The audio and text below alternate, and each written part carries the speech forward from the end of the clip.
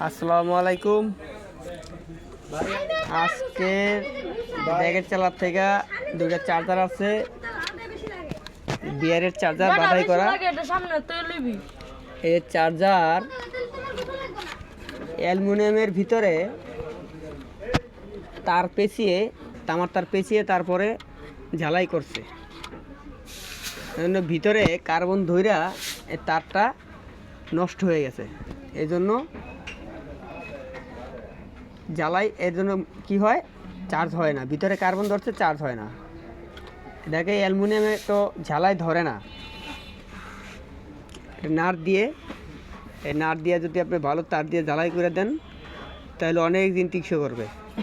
আর aluminium direct সরাসরি জ্বালাই দিলে থাকে না, কার্বন ধরে। কার্বন ধরে পরবর্তীতে ভিতর থেকে ডিসকানেক্ট হয়ে যায়। এই যে পুরো মাদার বোর্ড সহ উঠে গেছে গা, পুরো বোর্ড সহ নষ্ট।